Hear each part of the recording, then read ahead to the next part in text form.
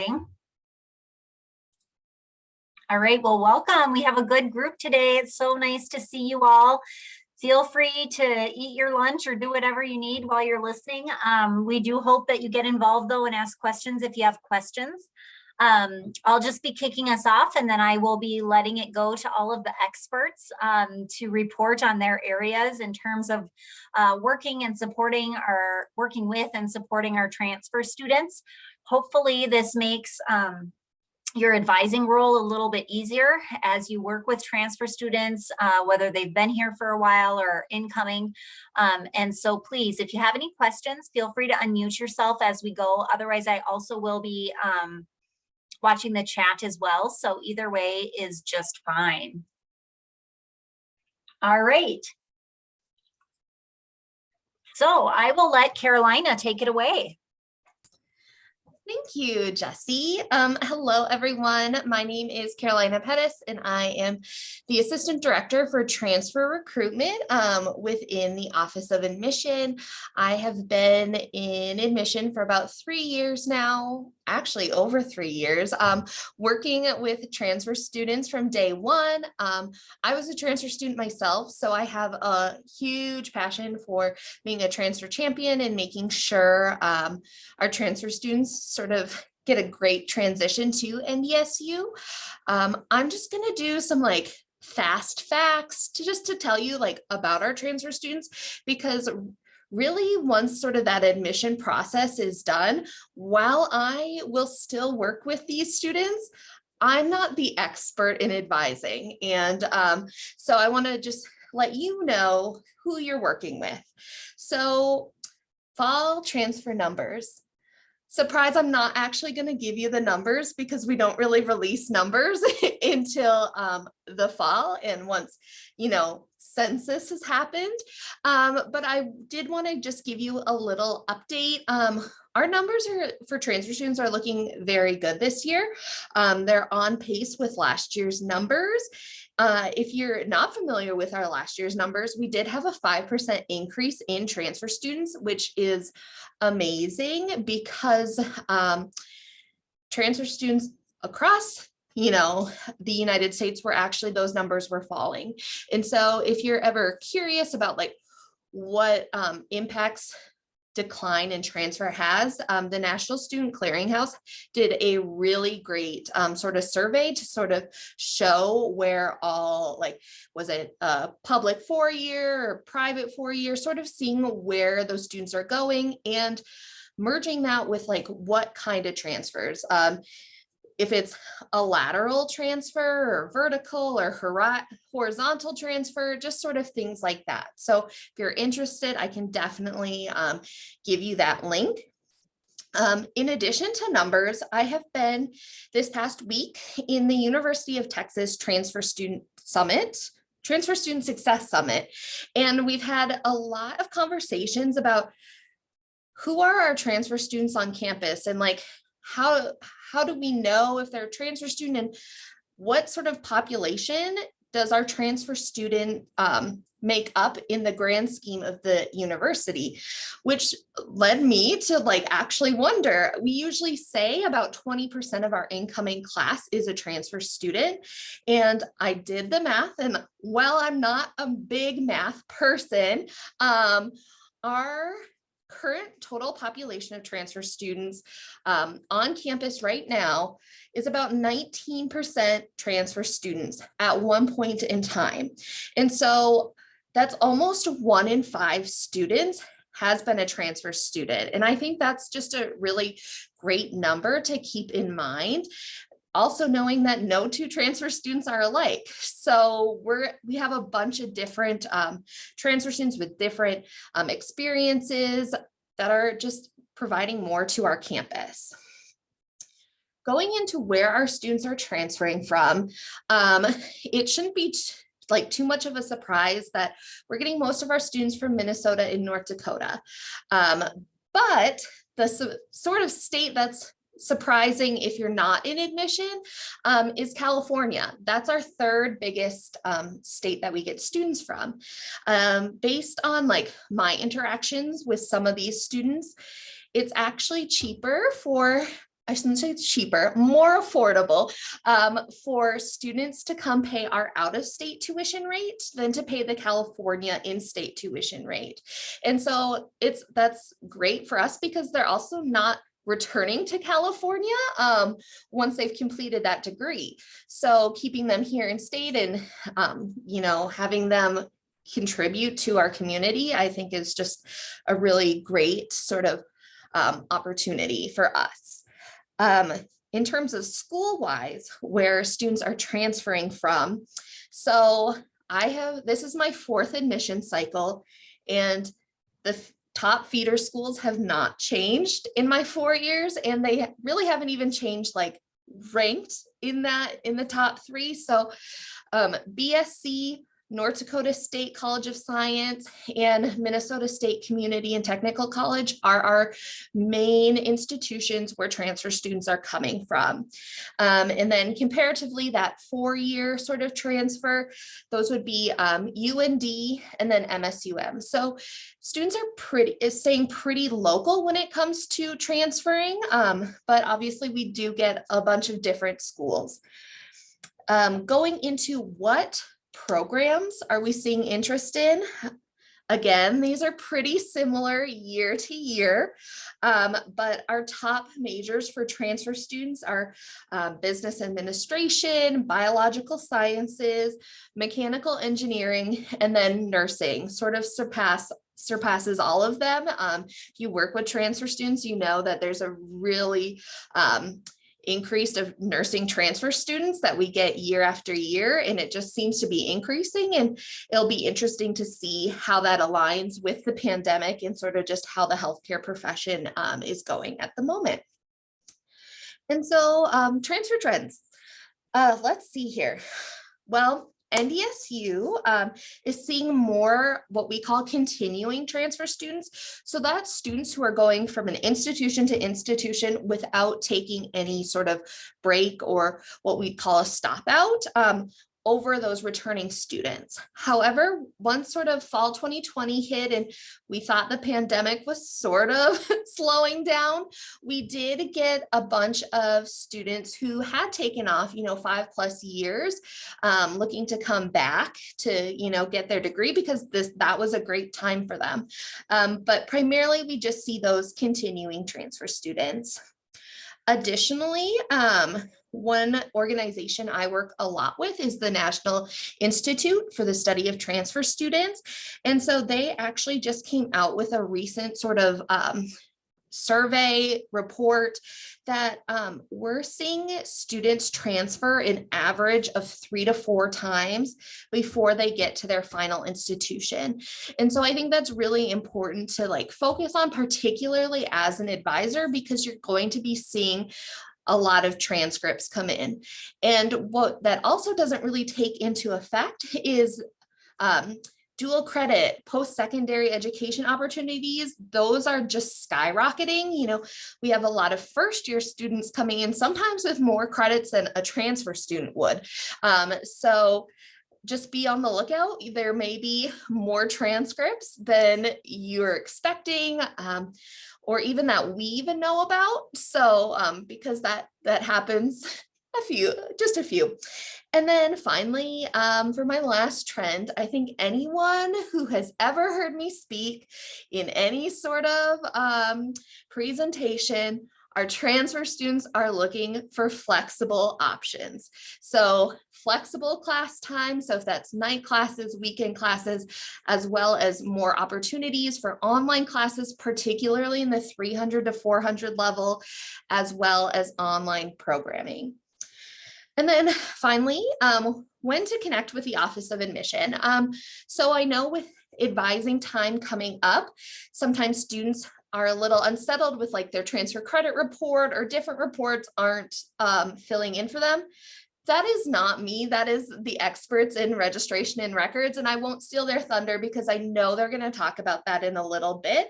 But if students have questions about that, just send them to registration and records right away, because they're going to be, I would just be the middle person sending them off again.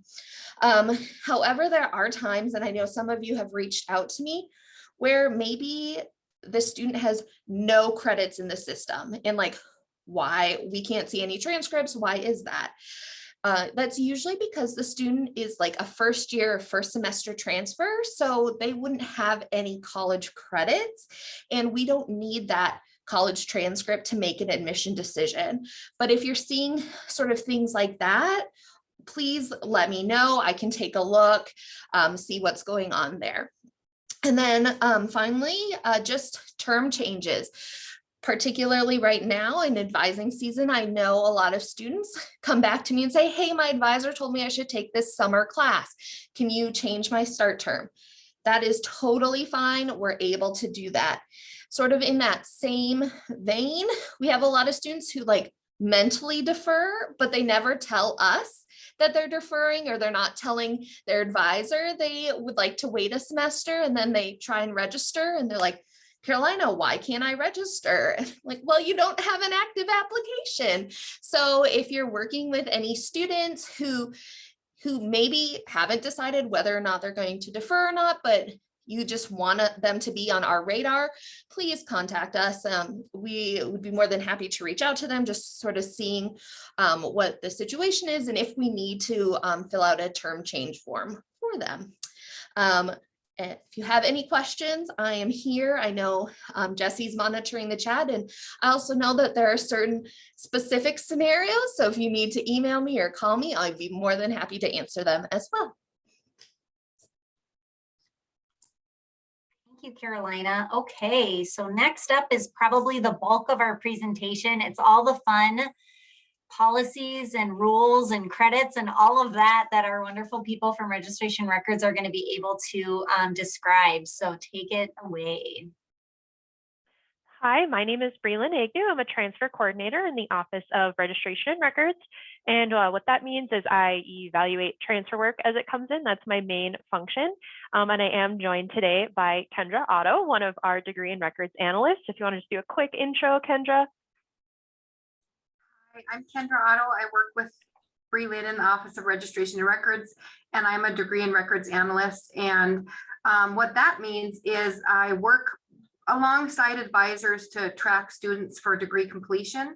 And I also kind of work in the background to make sure that records are accurate for students to continue to make progress in their degree. All right, so I will be jumping things off. So first off, the types of college credit that NDSU accepts, that's going to be the traditional college level coursework. So, you know, those transfer students coming over from MSUM who did a year there and have decided to transfer here to NDSU. But as Carolina mentioned, that does transfer credit, that traditional college level coursework can also include PSEO, college in the schools, or dual credit. And the way for students to receive credit for that is through requesting an official transcript. So if a student is attending an NDUS school, we actually are able to pull that transcript for them.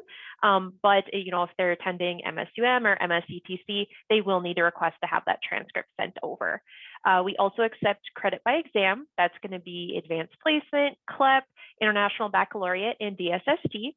And the way for students to get credit for that is to have those official test results sent to our office. And when we say official, what an official transcript is it's delivered directly from either the institution or College Board would be the mostly for the credit by exam. And that can be either through mail, or we do also accept electronic transcripts through Parchment or National Student Clearinghouse. And then we do also accept credit from joint services transcripts. So those are going to be our former service members or current service members. And the way for students to get credit for that is through an official transcript, and they can request that through jst.doded.mil, or if they have questions, they can absolutely reach out to us. And then at this time, NDSU only accepts credit from regionally accredited universities, and I have all of the agencies listed on this slide. I won't read through them all because they're quite lengthy, but this is just good information. If you or a student has questions, these are the agencies that we accept. And this information is on our website as well as in our catalog. And then just one quick note, transfer grades are not calculated into NDSU GPA. However, as I'm sure a lot of you are aware, some specific programs do have or may have grade requirements for those courses. And then just some important repeat policies. When a course is first taken at NDSU, it cannot be taken at another institution and then transferred back. And then students have a maximum of 3 attempts to take a course here at NDSU. And these 3 attempts do include transfer attempts. However, departments do have the ability to waive degree requirements if they choose to, but that is completely at their discretion. And then a quick note on general education. When a student transfers in an Associate of Arts or an Associate of Science, we do waive their lower division general education requirements. This will typically leave that upper division writing requirement. However, this policy does not apply to Associate of Applied Science degrees. So if you are working with a student and they know about this policy and they're like, well, I have an associate's degree, why aren't my requirements waived? Ask if it's an AAS or an Associate of Arts or an Associate of Science, because that could be a good way to tell them about this policy. Or if they do have an Associate of Arts or an Associate of Science and they still see that discrepancy, send them our way and we can take a look at what's going on. And the same policy also applies to students pursuing a second baccalaureate degree, either from the United States or Canada. And then in the evaluation of courses, we do honor general education courses at other institutions. And so some examples of this would be Math 103 College Algebra at Bismarck State College is a quantitative reasoning general education requirement. So although it's not a general education requirement here at NDSU, if a student transfers Math 103 from Bismarck State, we will award that general education designation. So if you're looking at your advisement report or in a transcript and you're wondering, why is this falling in? It's probably because it's transfer work and we're just honoring that transfer school's general education. And another example would be at M State, they offer a course called History 1600, History of Baseball. We do not have an equivalent course here at NDSU, so it would transfer as a history elective, but we would honor either social behavioral or humanities fine art because that's what it is over at M State. And then we use a system called TEST to store all of our equivalencies. So TEST is, and you can go ahead and click into it, Jesse. And TEST is considered unofficial. We just like to remind students and everybody of that. So it is possible for these course equivalencies to change. We are updating things every day. But if a course, like let's say we have Calculus 1, it's set as equivalent to Math 165 here at NDSU. Unless there's a massive overhaul of the transfer school's curriculum and our curriculum, it's likely going to stay the same. And Jesse, let's have you go ahead and search. Let's say a student wants to take a class at MSUM over the summer.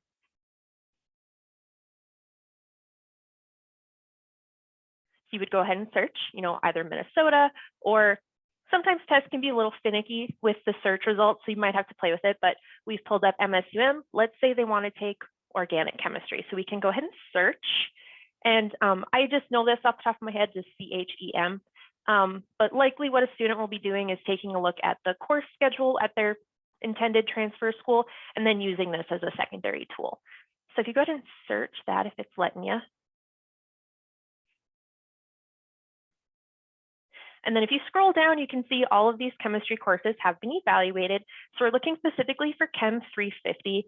Again, I just know that that is their organic chemistry. But if you click on Chem 350, you can see that Chem 350 is equivalent to Chem 341 organic chemistry here at NDSU. So this is a good tool for students to use if they would like to take some courses over the summer or just know how their transfer courses are anticipated to come in. And that's TEST. And then for credit evaluation, this is typically processed in about 1 to 3 weeks. Right now, we're kind of in our slower season, so we're closer to that 1 week mark. However, this summer, as I'm sure you get into summer advising, we'll probably be closer to those 3 weeks. But we do our best to maintain that 1 to 3 week mark. And then as we are evaluating courses, we are aiming for a 75% course overlap. However, we do try and take course outcomes into consideration as well. Let's say like some of those introductory courses like psychology, sociology, we kind of use our best judgment to consider if they have a solid foundation to move on in those disciplines. And then all courses that may be upper division NDSU courses are sent to their respective department for evaluation. So using that organic chemistry example, if I come across a course that I think might be organic chemistry, I will always send that to the chemistry department for evaluation because it is an upper division here at NDSU. There is a quick question in the chat, so I'll just pause you for a second with the English 110, 120 requirement. And I'm guessing the question means if they transfer in the 120, do they still need to take English 110 here if they have no credit for it? I'll let Kendra take it. Okay, so if the student transferred in English 120, they would be required to take the upper level English, get a C or better, and they would earn placement credit for English 110. Yep. All right. And then this is a quick explanation of transfer codes. These can be confusing, especially if you're looking at an advisement report. The little note isn't next to it.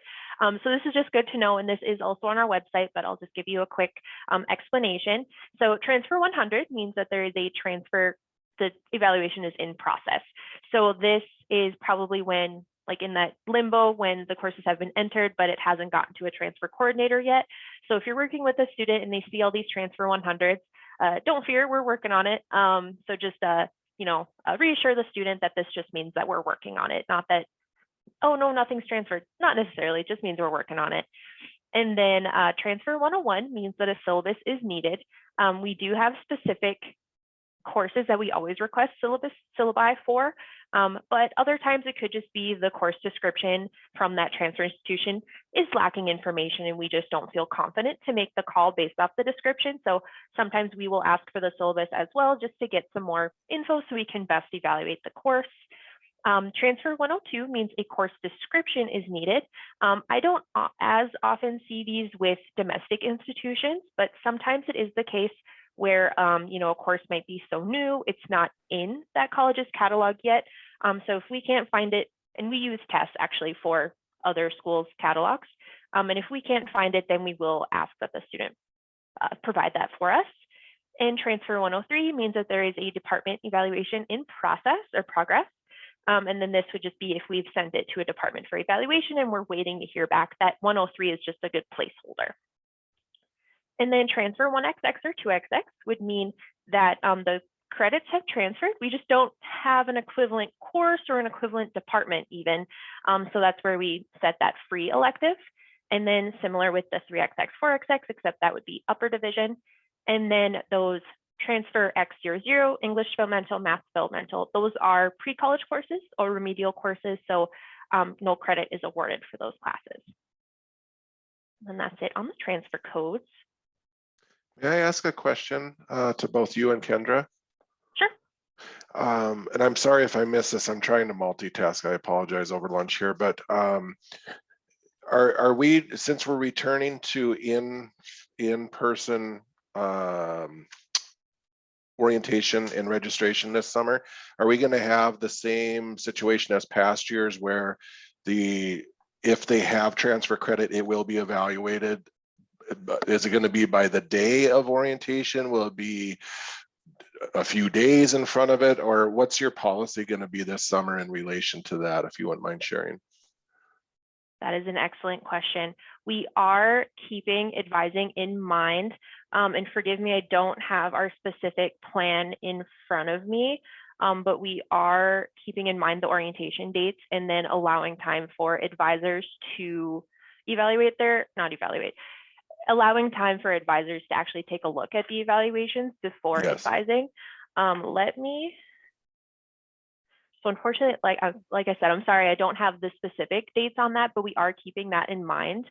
And yep, and I will speak with my supervisor about getting that hammered down. Sure, because in years past, it would usually be like within 24 hours, so the day of that orientation, at least by that morning, so you could look at those credits and then load the classes. And now we're doing it into Schedule Planner, but in the past we would, we would do paperwork and do a trial card and so on. So if, 24 hours is still pretty tight, if it could be 48 hours, that'd be very much appreciated. I understand you guys have a tremendous load as well, but if you could let us all know that when you know that information, that would be really helpful to all of us. I appreciate it.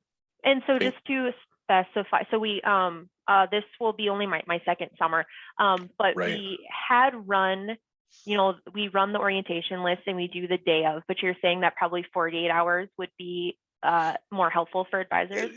Potentially. I'm just thinking if it's morning of, it's a little tight if we're actually loading these into Schedule Planner. So I'm just, again, because this is a little bit new this year with loading them into Schedule Planner, I having a little trouble wrapping my mind around how long that took me last summer to do it when we were doing it virtually.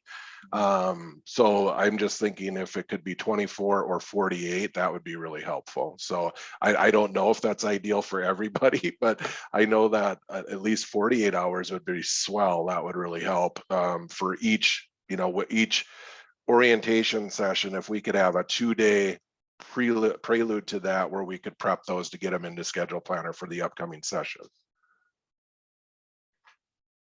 I hope that makes sense. It does. And my colleague Carrie does bring up a good point. We do have to have the transcripts for that to be possible. So that is, partially on the student. So we Absolutely. Yep. So just to keep that in mind too, if we haven't received it, we don't know that it's there. Yeah. Totally understand. So if they exist, if they can be processed, if they're going to be in an upcoming session. So let's say it's the student session's the 21st. If we could have them by the 19th or even early, like a week earlier, it'd be great because we're doing these back to back in some of these weeks, like Monday through Thursday. And I just see it being a bit of a glut. And some of us do have, upwards, and I see somebody in chat, 20 people in a day. I oftentimes will have, 12 to 15. So it's a lot to prep. And if we can't see the equivalencies, it's going to be hard to prep a folder, prep a file for a student. And also do courtesy evaluations if they're not already posted is a best way I can put it. But I thank you. Yep, of course. I will make sure to bring this up and then just kind of get our policy a little bit more hammered out in my own head as well, and then share that if we can. Okay, so possible reevaluation. So if you are working with a student who would like to request a possible reevaluation, they can absolutely reach out to us at ndsu.transfer@ndsu.edu. And you all know your programs likely better than, at least I can speak for myself, better than I do. So if you do have a specific course that you would like to be considered, that would be really helpful to include just so we have an idea of what you're thinking as well. Like, we think that this transfer course is equivalent to this NDSU course. And then that way we can use our best judgment as transfer coordinators or send that on to the department if we feel that's necessary. And then I'll touch briefly on military credit. So I am actually the transfer coordinator that processes military credit. And this includes the Joint Services transcript, which is going to be all of the branches, but the Air Force. And then Community College of the Air Force is for our Air Force students. And then the American Council on Education, or ACE, does provide information on the Joint Service transcript training. However, it's pretty minimal. So I do my best to make equivalency decisions, but due to the minimal information, it does often end up being free elective. And then kind of the feedback that I've gotten from departments as well is that even if the course covers topics that are covered in an NDSU course, oftentimes that military training is a lot more technically based, a lot more applied to a specific job rather than the theoretical study. So again, often that is going to equate to a free elective. And then that's it on the military credit. And then my colleague, Carrie Schneider, handles international credit. So I'm just going to touch briefly on that.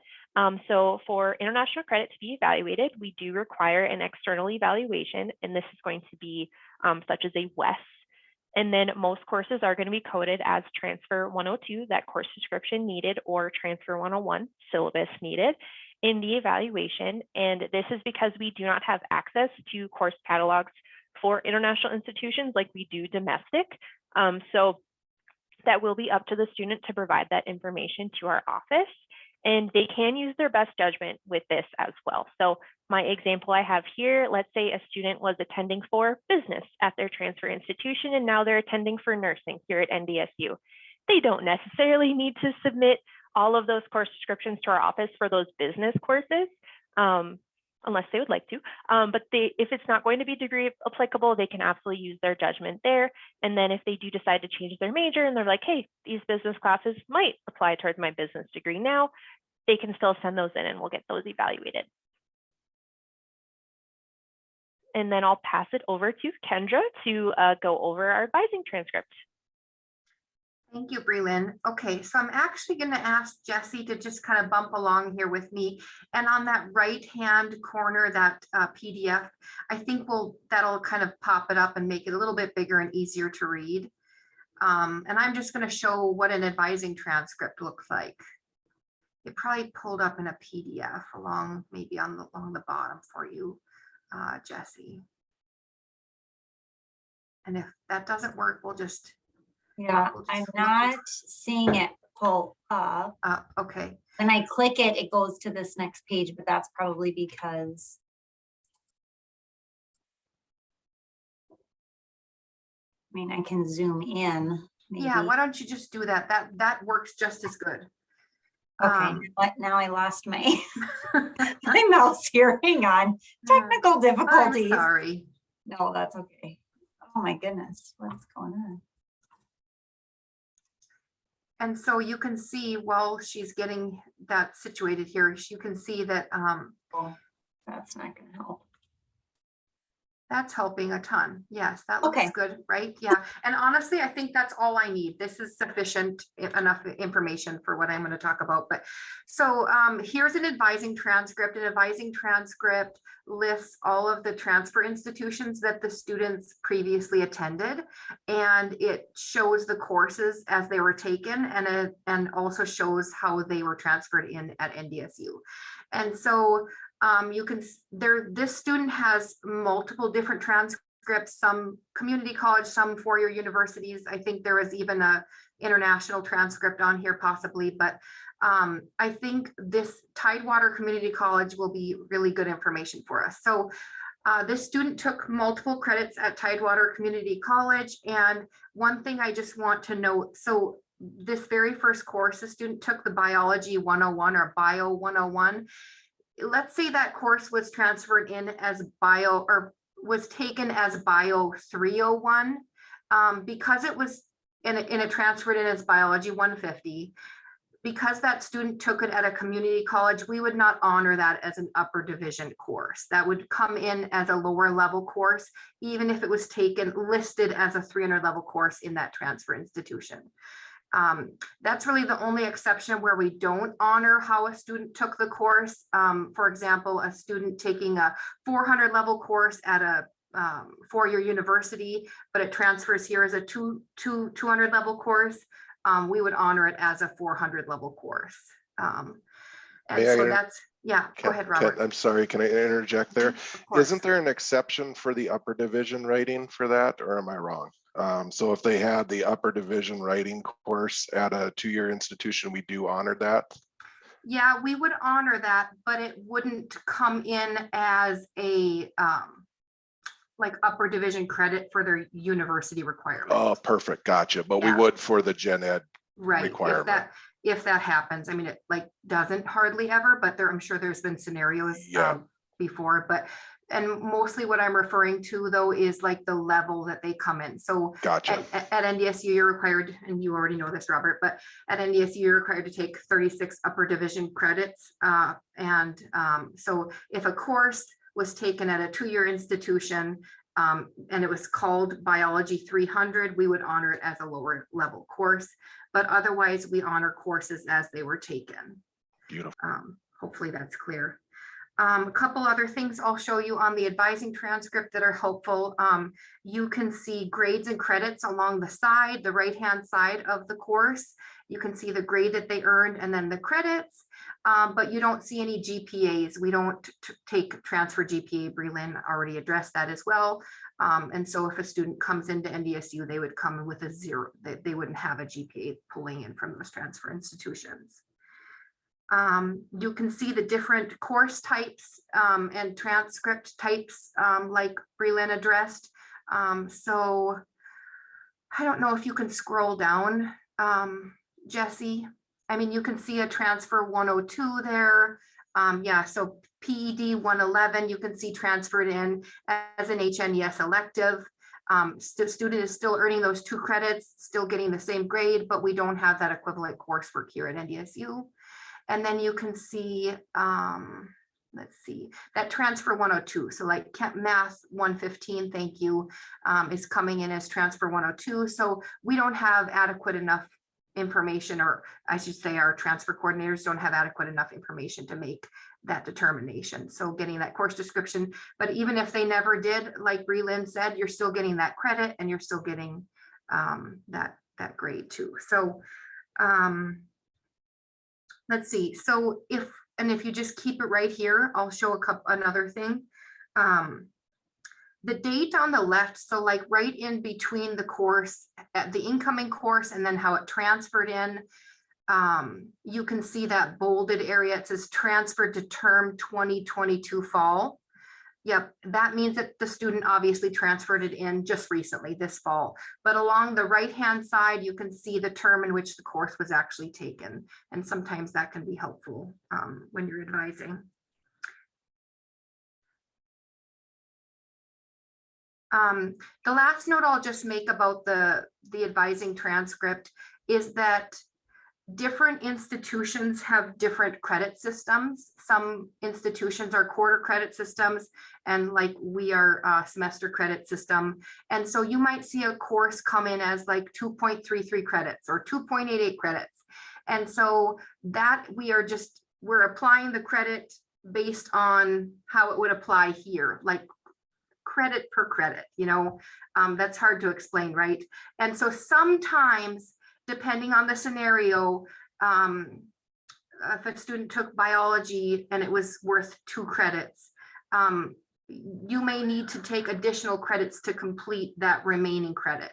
Likewise, in a major, if you have elective credits and they need 9 credits and they only have 8.1 or 8.3 credits, either they need to take additional coursework or we need to see a substitution waiver waiving that additional credit. And so that's the advising transcript. I'm sure you all know that's very useful. I use it on a daily basis. And so I think if there's no questions, yeah, we'll just go right on to the substitution form. And this will be easier now, Jesse. Okay, so this is the substitution waiver form. It's found under the Forms tab on the Registration and Records website, and it's done all digitally. And so a substitution waiver form has to be initiated by a advisor or a representative from the department. It's not initiated by students. And so if you were advising a student and you found a course that needed to be subbed or waived, this would be a good process to use. Maybe a student, you feel like you've had the conversation with the student and maybe the course that they transferred in didn't meet the equivalent that was required for your major, but you feel like in talking to the student, they have enough known knowledge. That might be a good example to use the substitution waiver form. And so I'm just going to go through it really quick. So you enter in the student ID. I'm sure, Jesse, you've done 100 of these probably. So enter in the student ID, and then you click the populate student info, and then that populates the student name and the program, the NDSU email, and the program type. And then if you know the anticipated grad term, enter that in. It helps the degree and records analyst to track the student and keep things up to date on our records. If you don't, that's okay too. You can select unknown. If the student is an athlete or is receiving veteran benefits, that takes a little bit extra steps. And so if you know that information, answer that. And if you don't, that's okay too. If you're waiving a course, you'll enter the course in right under where it says to waive the following requirement courses. So an example would be that sports management oftentimes waives HNES 224. You would enter that course into that section and then leave way down at the bottom, leave the reasoning for the waiving of the course. And then likewise, if you're substituting one course for another, maybe the student took HNES 2XX and transfer, and you as an advisor feel it would be sufficient to use for HNES 250, you would enter in the HNES 250 and then replace it with the HNES 2XX.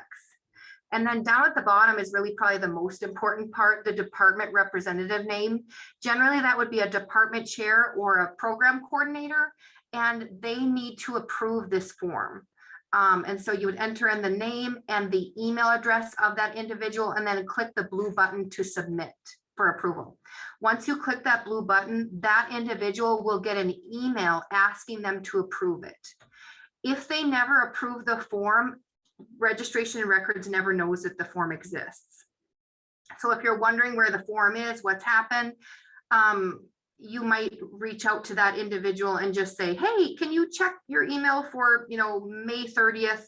I submitted a form and you should have gotten something in your email. And, we all have lots of emails, so sometimes they get hidden away. So until that form is signed by that individual, Registration and Records does not see that form. Once it is approved, both the initiator and the student get an email stating that it was approved. Once it's approved, the Office of Registration and Records gets the substitution waiver form and it is processed. It doesn't immediately change in Campus Connection. A degree in records analyst from your program or college has to, verify and process that form. Really, the only reason we would deny a substitution waiver form is if it was it's very explicit on the form, we cannot accept substitution waiver forms for general education requirements. Or if it had inefficient,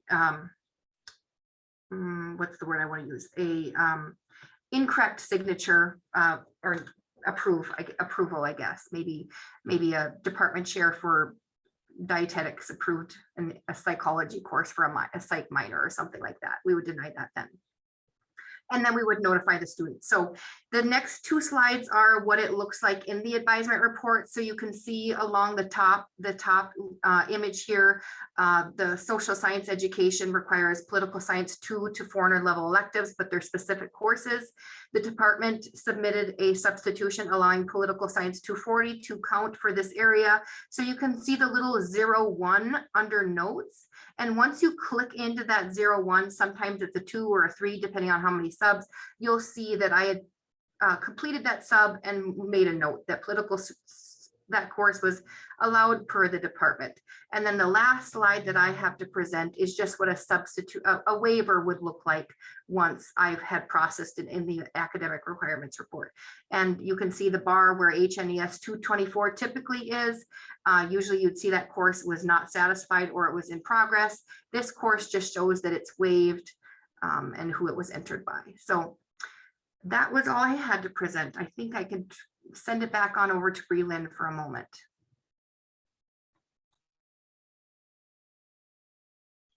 Sorry about that, was on mute. So this slide is just our contact information, myself, Breland Agnew, and then my colleague, Carrie Schneider. That's our individual contact information, but probably the best way to contact us if you're not sure who to contact or what exactly is happening with this transfer student, the ndsu.transfer@ndsu.edu does go to both of us. So that's probably the best way to get a hold of us.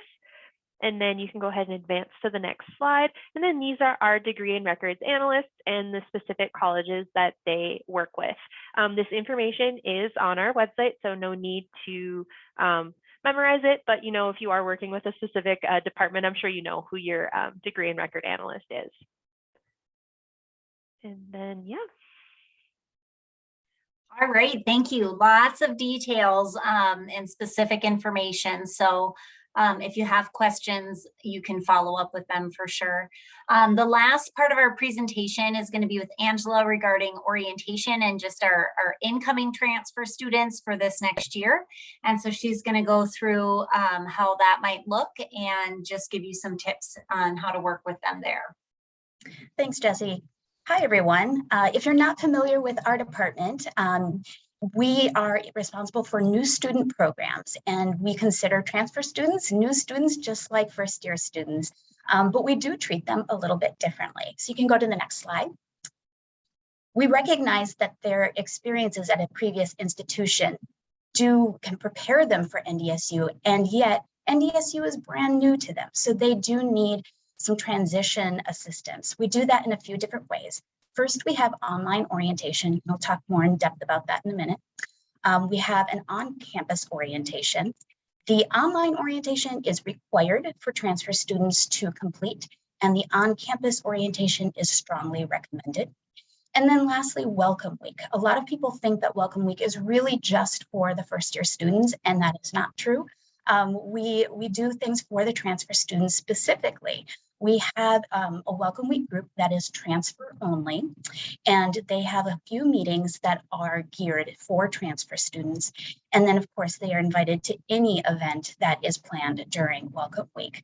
We know that there are a lot of transfer students that feel like, I'm experienced, I don't really need to attend to these kinds of things, only to find later that they haven't met people, they don't understand some of the processes and resources on campus, and they wish they would have attended. So that's maybe my one takeaway about new student programs that I'd like you to have, is that really encourage the transfer students to take advantage of the new student programs, because they will benefit. Very often they just don't know what they're missing until it's too late. So I want to go over briefly the pre-registration requirements that we are asking transfer students to do this year. We have a brand new online orientation. I encourage you to take a look at it. The link is there.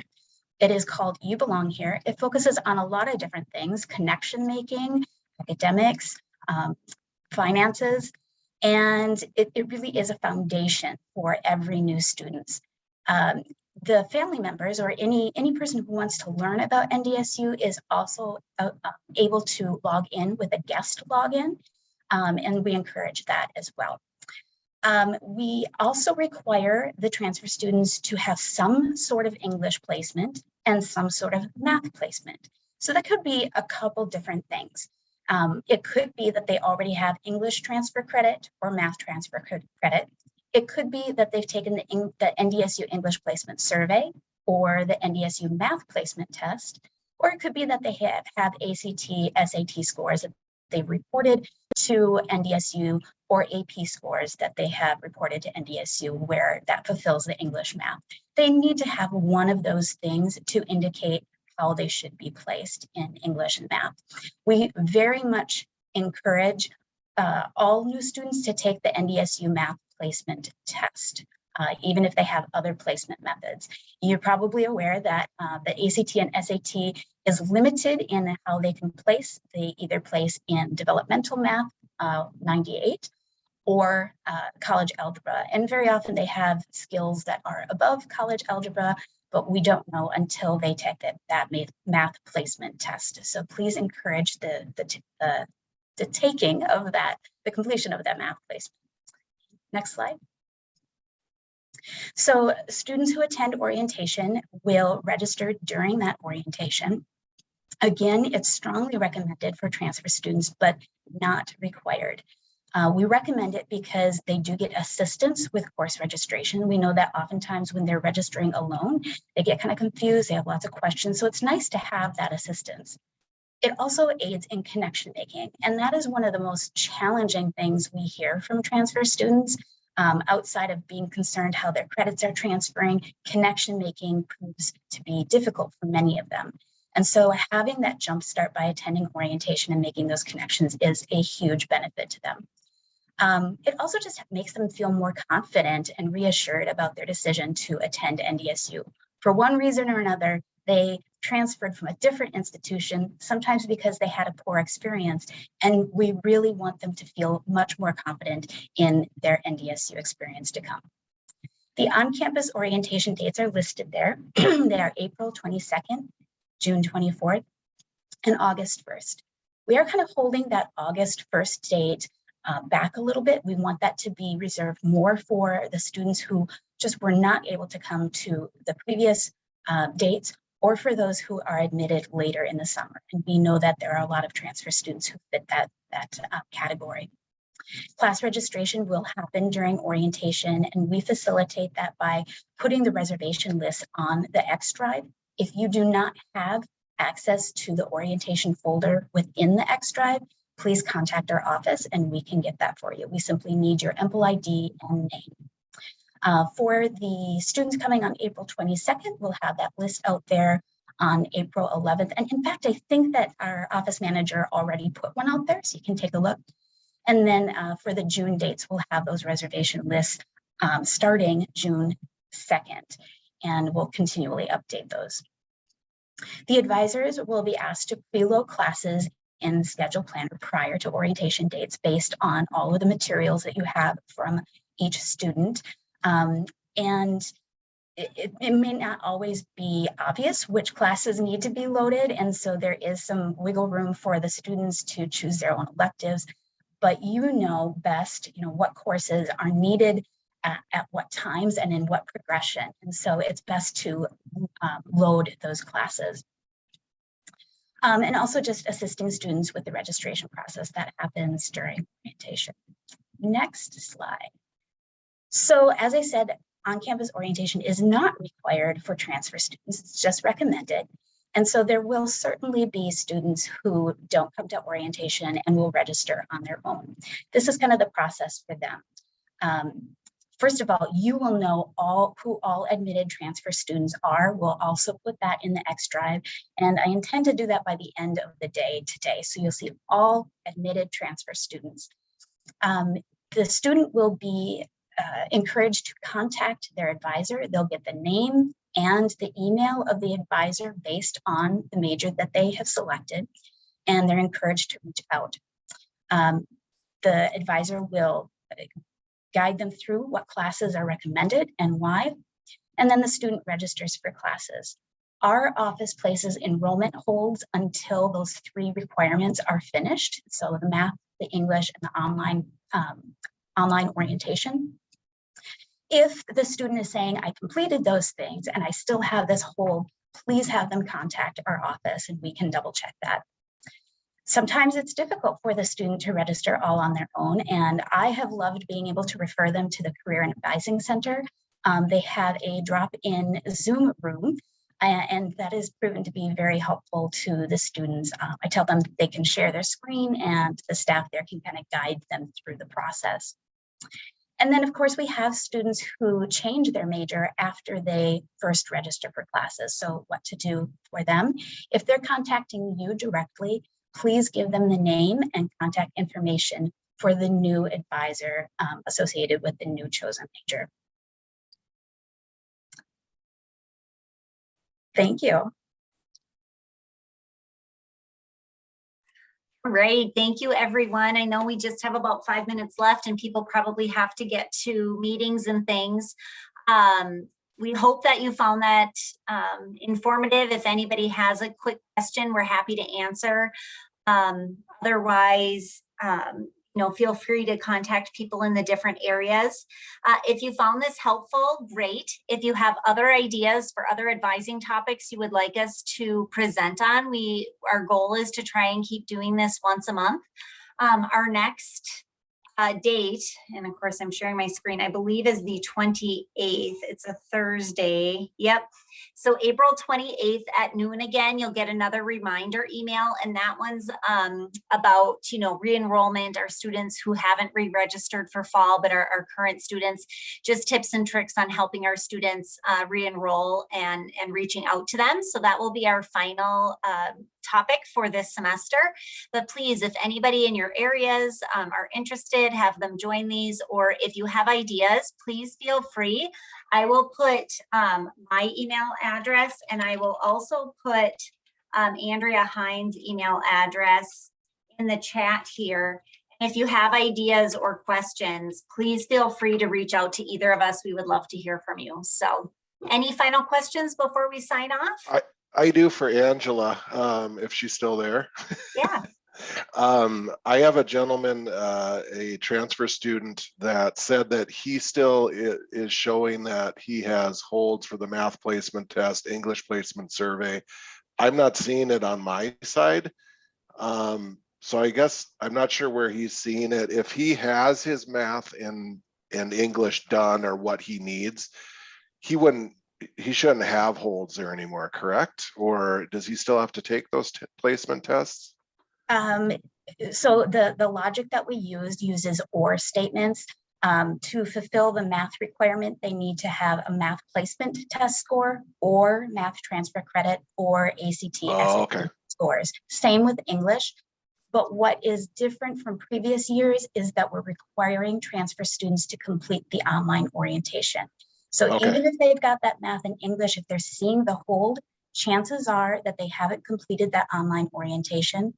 And we do require them to go all the way through the orientation. And at the very end, there is a post-orientation survey that must be submitted before that hold removes. That's basically the cue that they have completed the online orientation. So they may have said, I've done it, but they've only gotten halfway through. So this gentleman, and I started working with him quite a few weeks ago.